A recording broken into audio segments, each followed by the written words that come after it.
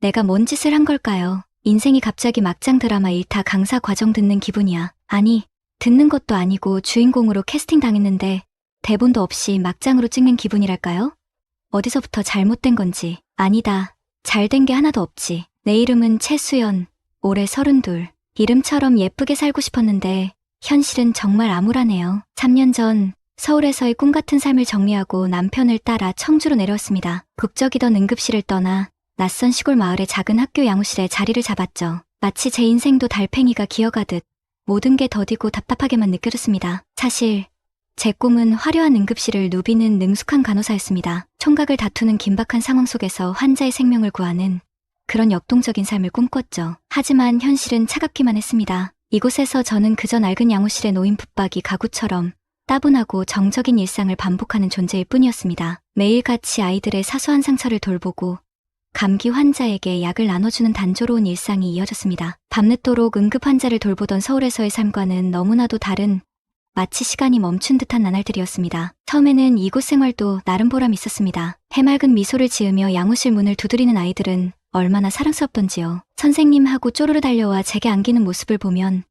저도 모르게 엄마 미소를 짓고 있곤 했습니다. 비록 제게는 아직 아이가 없지만 마치 친조카들을 돌보는 이모가 된 듯한 기분이었죠. 아이들의 작은 상처에 연고를 발라주고 반창고를 붙여주는 동안 제잘제잘 털어놓는 이야기들을 들어주는 일은 생각보다 큰 즐거움을 주었습니다. 특히 넘어져서 무릎이 다친 아이에게 예쁜 반창고를 붙여줬을 때 반짝이는 눈으로 "선생님, 감사해요" 하고 외치던 모습은 아직도 잊을 수가 없습니다. 그 순간만큼은 서울에서의 삶과 이곳에서의 삶을 비교하는 것조차 잊어버릴 만큼 행복했습니다. 하지만 그 달콤했던 시간은 오래가지 못했습니다. 그때의 저는 알지 못했습니다. 아이들의 해맑은 미소 속에서 피어나는 행복이 사실은 지옥행 급행열차에 오르기 위한 탑승권이었다는 것을 말입니다. 제 인생을 송두리째 흔들어 놓은 그 남자, 아니 그 똥차를 만나기 전까지는 말입니다. 그의 이름은 강태준. 이번에 고등학교 3학년으로 올라가는 학생이지만 학교를 2년이나 쉬어서 또래보다 나이가 많은 문제였습니다. 처음에는 그저 또래보다 키가 크고 조용한 남학생이라고만 생각했습니다. 평범한 학생들처럼 양호실에 드나들며 가벼운 감기나 두통을 호소하는 그런 평범한 아이인 줄로만 알았습니다. 하지만 제 예상은 보기 좋게 빗나갔고 그는 제 인생을 나락으로 끌고 갈 악연의 시작이었습니다. 하지만 어느 날부터인가 강태준은 별다른 이유 없이 양호실을 찾아오기 시작했습니다. 처음에는 다리를 다쳤다거나 배가 아프다는 핑계를 대더니 나중에는 아무렇지 않게 "선생님, 저 오늘 좀 피곤해요" 라며 능글맞은 웃음을 지어 보이는 일이 잦아졌습니다. 그의 짙은 눈썹 아래로 반짝이는 눈빛과 무심하게 던지는 듯한 말투 속에 숨겨진 은밀한 유혹은 제 마음을 뒤흔들어 놓았습니다. 솔직히 말해서 저는 그의 그런 모습에 설렘을 느꼈습니다. 제 나이 32의 고등학생에게 설레다니 스스로도 어이가 없고 한심하게 느껴졌습니다. 하지만 이미 멈출 수 없었습니다. 제 마음은 마치 롤러코스터를 탄 것처럼 솟구쳤다가 곤두박질치기를 반복하며 그에게 완전히 사로잡혀버렸습니다. 설상가상으로 제 남편은 세상 그 누구보다 무뚝뚝하고 무관심한 사람이었습니다. 제가 무슨 말을 하든 "피곤하다, 알아서 해" 라는 말로 일관하며 대화 자체를 거부하는 사람이었죠. 차라리 감정 없는 로봇과 함께 사는 게 더 재미있겠다는 생각이 들 정도였습니다. 남편과의 소통 없는 결혼 생활에 지쳐가던 저에게 강태준의 다정함은 마치 사막의 오아시스처럼 느껴졌습니다. 위험한 관계라는 것을 알면서도 마치 발을 빼내려 할수록 더 깊이 빠져드는 늪처럼 저는 그의 위험한 매력에 점점 더 깊이 빠져들고 있었습니다. 어느 날 밤, 강태준에게서 문자 메시지가 도착했습니다. "선생님, 저 너무 힘들어요. 학교 옥상으로 와주시면 안 돼요?" 지금 생각해보면 너무나 뻔한 수법이었지만 그때 저는 이성적인 판단을 할 수 없을 만큼 그의 감정에 휘말려 있었습니다. 저는 남편에게는 운동을 간다고 거짓말을 하고 한밤중에 학교로 달려갔습니다. 학교 옥상에는 가로등 불빛 아래 홀로 서 있는 강태준의 모습이 보였습니다. 평소에 장난기 넘치던 모습은 온데간데 없이 어딘가 어두워 보이는 그의 모습에 저는 가슴이 철렁 내려앉았습니다. 마치 제가 그의 유일한 구원자인 것처럼 말입니다. "무슨 일이야, 태준아?" 제가 걱정스러운 목소리로 묻자 그는 아무 말 없이 저를 끌어안았습니다. 그리고는 그날 밤 저는 돌이킬 수 없는 선을 넘고 말았습니다. 마치 한 편의 19금 영화처럼 저는 제 모든 것을 걸고 그에게 매달리고 있었습니다. 그날 밤 이후 저희 모두에게 금지된 사랑, 아니 어쩌면 미친 짓이라고 밖에 표현할 수 없는 관계를 시작했습니다. 학교에서는 선생님과 학생으로서 서로의 본분을 지키면서도 학교 밖에서는 위험한 애정 행각을 이어갔습니다. 마치 영화 속 주인공들처럼 저희는 몰래 만나 서로를 오빠, 자기라고 부르며 아슬아슬한 관계를 이어나갔습니다. 처음에는 죄책감과 불안감에 시달렸습니다. 내가 미쳤지. 내가 제정신이 아니었어. 하루에도 수십 번씩 후회하며 스스로를 자책했습니다. 하지만 강태준이 제 옆에 있는 순간만큼은 모든 것을 잊을 수 있었습니다. 그의 존재는 마치 강력한 중독성을 가진 약과도 같았습니다. 하지만 세상에 영원한 비밀은 없는 법이었을까요? 저희 은밀한 관계를 눈치챈 사람이 나타났습니다. 바로 강태준과 같은 반 친구인 민서연이었습니다. 맞아요.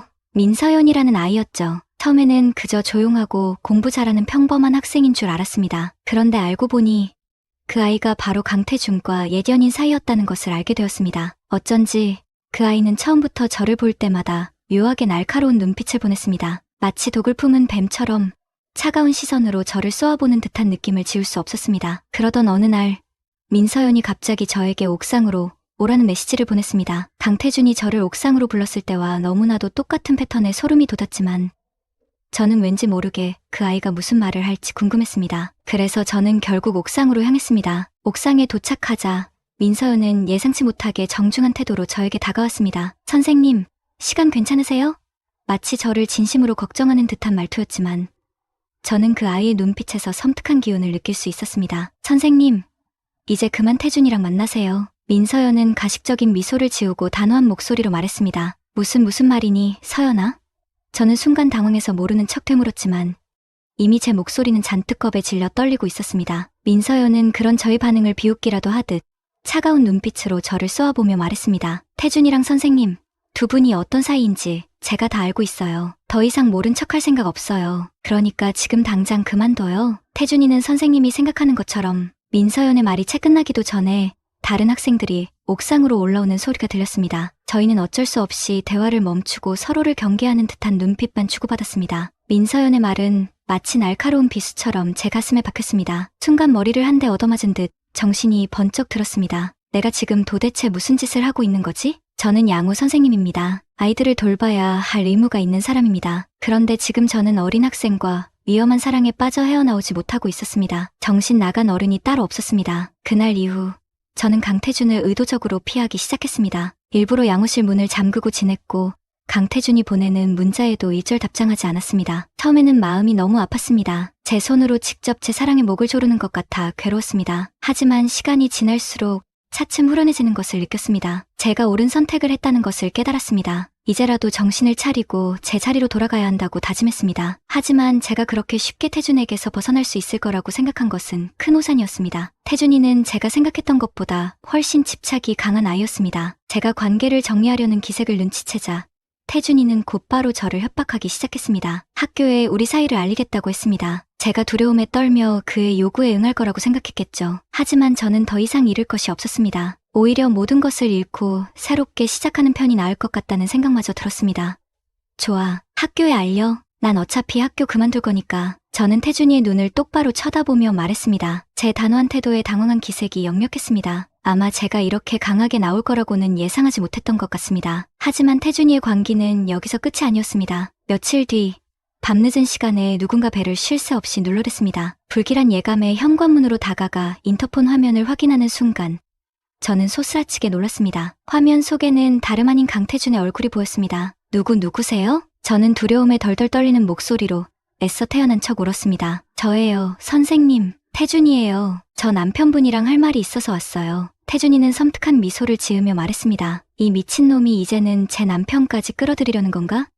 순간 머릿속이 하얘졌습니다. 어떻게 해야 할지 도무지 감이 잡히지 않았습니다. 도대체 무슨 생각을 하고 있는 건지, 왜 이렇게까지 저를 괴롭히는 건지 도저히 알 수 없었습니다. 태준이는 여전히 현관문 앞에서 막무가내로 남편을 만나게 해달라며 소리를 지르고 있었습니다. 남편은 무슨 영문인지 모르고 영문을 묻고 있었고 저는 꼼짝없이 갇힌 기분이었습니다. 이 상황을 어떻게 수습해야 할지 막막했습니다. 일단 태준이를 진정시키는 게 급선무라고 판단했습니다. 저는 애써 침착한 척하며 말했습니다. 태준아, 선생님 지금 바빠. 무슨 일인지 모르겠지만 나중에 얘기하자. 거짓말하지 마세요.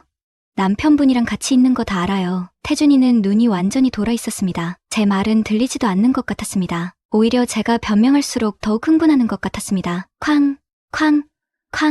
태준이는 갑자기 문을 발로 차기 시작했습니다. 문이 부서져라 두들기는 소리에 온 집안이 흔들리는 것 같았습니다. 이러다 정말 큰일이 나겠다는 생각이 들었습니다. 참다 못한 남편은 결국 현관문을 열고 나가버렸습니다. 저는 숨이 멎는 것 같았습니다. 거실에서 들려오는 남편과 강태준이의 언성 높인 목소리에 저는 손톱만 물어뜯으며 안절부절 못했습니다. 얼마나 시간이 흘렀을까요? 현관문이 쾅 닫히는 소리와 함께 남편이 집 안으로 들어왔습니다. 남편의 얼굴은 분노로 새빨갛게 달아올라 있었습니다. 무슨 이야기를 들은 건지 모르겠지만 사실이 아니야. 저는 애써 태연한 척 변명했지만 이미 남편의 눈빛은 차갑게 식어 있었습니다. 남편은 아무 말 없이 제 눈을 깊게 들여다보더니 이내 피곤하다는 듯 손으로 얼굴을 씻어내었습니다. 더 이상 듣고 싶지 않아. 그냥 말해봐. 사실이야? 남편의 차가운 목소리에 저는 결국 눈물을 터뜨리고 말았습니다. 모든 것을 털어놓을 수밖에 없었습니다. 제 불륜 사실과 강태준이의 집착, 그리고 오늘 밤 벌어진 일까지 모두. 제 이야기를 다 듣고 난 남편은 더 이상 아무 말도 하지 않았습니다. 다만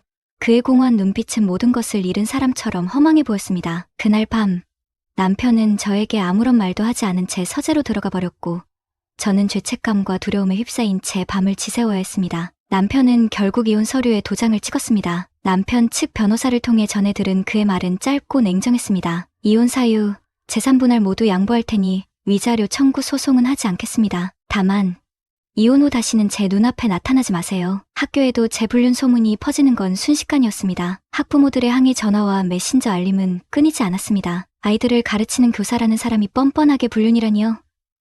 당신 같은 사람은 교단에 설 자격도 없어요. 날카로운 비난과 질타에 저는 전화도 받지 못하고 소리만 죽인 채 흐느껴 울 수밖에 없었습니다. 결국 교장 선생님과의 면담이 이루어졌습니다. 교장 선생님은 안 안타까운 눈빛으로 저를 바라보며 말했습니다. 선생님, 이번 일로 학교 이미지가 많이 실추되었습니다. 학부모들의 항의도 거세고 더 이상 선생님을 교단에 세워두기는 어려울 것 같습니다. 사직서 제출해 주시기 바랍니다. 저는 더 이상 변명할 힘도 없었습니다. 교장 선생님 앞에 놓인 사직서에 떨리는 손으로 서명했습니다. 세상 모든 사람들에게 손가락질 받는 기분이었습니다. 믿었던 남편에게 버림받고 직장도 잃고 사랑이라고 믿었던 감정은 추악한 욕망으로 얼룩었습니다. 모든 게 끝났다고 생각했습니다. 조그만 동네 병원에 간호사로 취직했지만 과거의 상처는 쉽게 아물지 않았습니다. 밤마다 악몽에 시달렸고 불안감에 쉽게 잠들 수 없었습니다. 사람들의 수군거림이 들리는 것 같아 밖에 나가는 것조차 두려웠습니다. 마트에 가서도 버스를 타도 사람들의 시선이 따갑게 느껴졌습니다. 저 사람도 내 과거를 알고 있을 거야. 끊임없이 피해의식에 시달리며 누가 저를 알아볼까 두려워 모자를 푹 눌러쓰고 다녔습니다. 그런데 강태준의 집착은 끝나지 않았습니다. 마치 제가 파멸하는 모습을 즐기기라도 하는 것처럼 새로운 번호로 전화를 걸어와 저를 괴롭혔습니다. 여보세요? 저기 누구? 잘 지내? 나야? 태준이. 보고 싶어서 왔어. 소화기 너머로 들려오는 그의 목소리에 저는 심장이 철렁 내려앉았습니다. 전화를 끊어버려도 그는 끈질기게 전화를 걸어왔습니다. 왜 전화를 끊어? 내 전화 피하는 거야?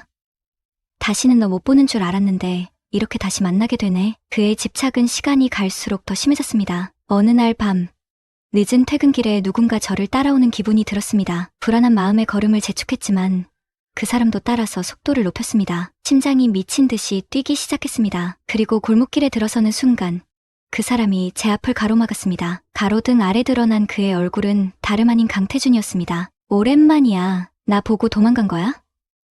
내가 얼마나 찾았는지 알아? 태준이는 섬뜩한 미소를 지으며 제 팔목을 움켜쥐었습니다. 그의 눈빛은 광기로 가득 차 있었습니다. 왜 그래?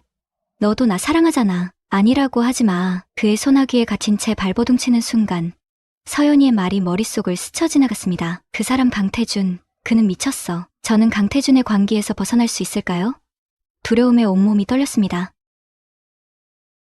오늘의 사연은 여기까지입니다. 구독과 좋아요는 사랑입니다.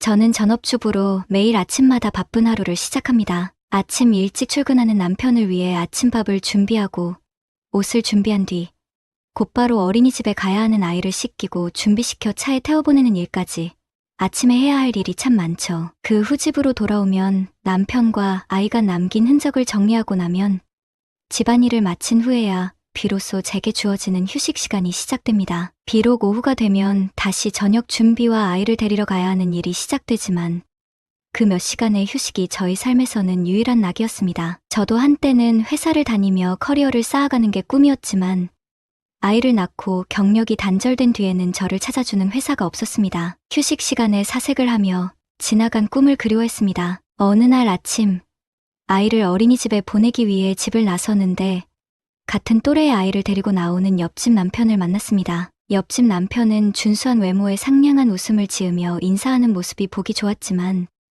남자는 능력이라는 믿음을 가지고 살아온 저에게는 출근도 하지 않고 아이를 등교시키는 남자가 조금 한심해 보였습니다. 하지만 똑똑하고 표현은 잘 안 하지만 자기 할 일을 열심히 하며 집안일을 도맡아 하는 제 남편이 새삼 고맙게 느껴졌습니다. 그 이후로도 아이를 등하교 시킬 때마다 옆집 남편과 자주 마주치게 되었고 엘리베이터를 같이 탈 때 흐르는 어색한 침묵을 안부 인사로 깨뜨렸습니다. 전업주부인지 물었더니 옆집 남편의 대답은 제 예상과 완전히 달랐습니다. 알고 보니 그는 우리나라에서 매우 유명한 대기업의 팀장이었고 회사의 방침에 따라 재택근무 중이라고 했습니다. 속물 같지만 우리나라 사람이라면 누구나 알만한 회사의 팀장이라고 하니 순간 그 남자가 달라 보였고 제가 무심코 가졌던 편견을 반성하게 되었습니다. 그 이야기를 듣고 저는 마음의 문이 열려 아이를 등하교 시키면서 옆집 남자와 매일 이야기하기 시작했습니다. 옆집 남편은 유쾌하고 젠틀하며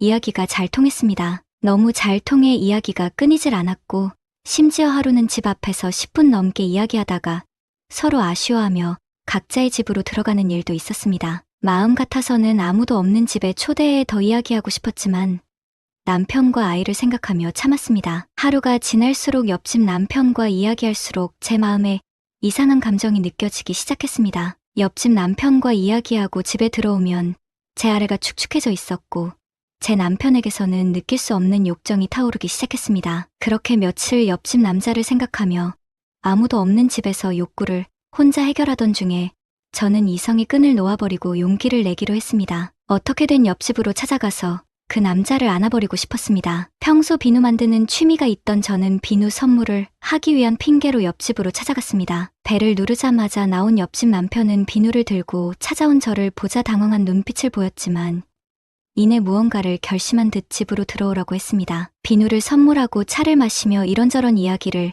나누던 중 옆집 남편은 저에게 단도직입적으로 왜 찾아왔는지 물어보았습니다. 저는 갑자기 들어온 질문에 당황해서 단지 비누를 선물하고 이야기를 나누고 싶어 왔을 뿐이라고 둘러댔습니다. 하지만 대낮에 아무도 없는 집에 찾아온 저의 의도를 몰랐을 리가 없던 옆집 남자는 저에게 솔직하게 말하지 않으니 부탁을 하나 해야겠다고 했습니다. 집안일을 한다고 서로 땀을 많이 흘렸으니 선물로 가져온 비누로 서로의 몸을 씻겨주자는 것이었습니다. 저는 너무 당황하여 몇 초 동안 아무 말도 못하다가 이내 옷을 벗고 욕실로 가겠다고 했습니다. 옆집 남편도 저를 따라 욕실로 들어와 옷을 벗기 시작했습니다. 옆집 남자의 몸은 운동을 많이 해서 탄탄했고 제 남편의 것과 비교할 수 없을 만큼 큰 것을 가지고 있었습니다. 우리는 서로의 몸을 만지며 사랑을 주고받기 시작했고 참을 수 없이 타오르는 욕구를 해결하기 시작했습니다. 옆집 욕실에서 이 남자와 사랑을 나누고 있다는 사실에 더 흥분했고 이 남자는 그날 욕실에서 저에게 모든 것을 쏟아내었습니다. 그렇게 넘어서는 안 될 선을 넘어버린 우리는 매일 만나 사랑을 나누기 시작했습니다.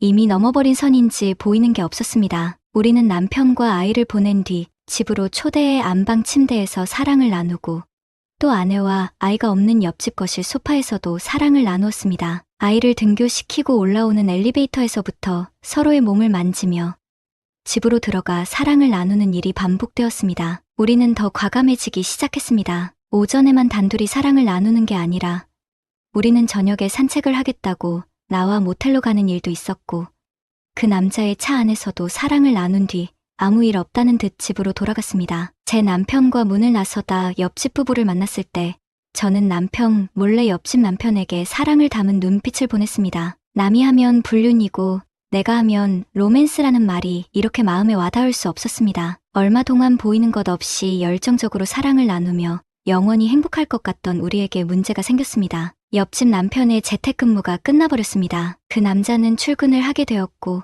각자 가정에서의 삶이 있었던 우리는 사랑을 나눌 수 있는 시간이 급격하게 줄어들었습니다. 저는 병든 닭처럼 무기력해지기 시작했습니다. 남편과 아이를 보낸 오전 시간만 되면 옆집 남편과 나눴던 사랑이 너무 그리웠고 그대로 마다 옆집으로 가서 그 남자가 처음 저를 사로잡았던 욕실에서 혼자 욕구를 해결하곤 했습니다. 하지만 언제까지 이런 위험한 행동을 할 수 없었던 저는 이 불륜에 대한 마음을 접기로 하고 가정에 집중하기 시작했습니다. 잠깐의 일탈이었다고 생각하며 남편과 아이에게 더 잘해주며 죄책감을 씻어내고 싶어졌습니다. 가끔 집 앞에서 옆집 남편과 마주쳐도 모르는 척하며 제 삶을 다시 원래대로 돌려놓으려고 노력했습니다. 그렇게 제 삶이 원래대로 돌아와 안정되었다고 느낄 때쯤 모든 노력이 물거품으로 돌아가는 일이 생겼습니다. 여느 때처럼 남편과 아이를 보내고 차를 마시며 오전 휴식 시간을 보내고 있던 저에게 현관문 벨소리가 들렸습니다. 택배인 줄 알았던 저는 문을 열었고 그 순간 옆집 남편이 거칠게 저를 몰아붙이며 키스를 했습니다. 저는 갑작스러운 키스에 남자를 밀쳐내려 했지만 욕정이 가득 찬 그 몸을 뿌리칠 수 없어서 저의 몸을 맡기고 말았습니다. 그 순간 잠들어 있던 제 욕망도 다시 터져버리고 말았고 처음 욕실에서 나눴던 것처럼 열정적인 사랑을 나누고 그 남자는 저에게 다시 한번 모든 것을 소진하고 말았습니다. 마치 밀린 숙제를 하는 듯 몇 번이나 사랑을 나누고 어떻게 된 일이냐고 물어보니 저와의 관계가 끊어지는 것을 참을 수 없어 회사에 간곡히 요청하여 다시 재택근무를 하기로 했다고 하였습니다. 저는 머리가 복잡해졌지만 이내 몸이 끌리는 대로 옆집 남편과 다시 한번 사랑을 나누었습니다. 이 사랑이 어떻게 끝날지 모르지만 지금도 거의 매일 우리 집과 옆집을 오가며 위험한 사랑을 나누고 있습니다. 누구에게도 말할 수 없고 손가락질을 받아 마땅할 일이지만 저는 로맨스라 믿으며 살아가고 있습니다. 이상으로 오늘의 사연을 마칩니다. 지금까지 들어주신 모든 분들께 감사드립니다. 구독과 좋아요, 알림 설정을 부탁드립니다. 여러분 모두 행복한 하루 되시길 바랍니다.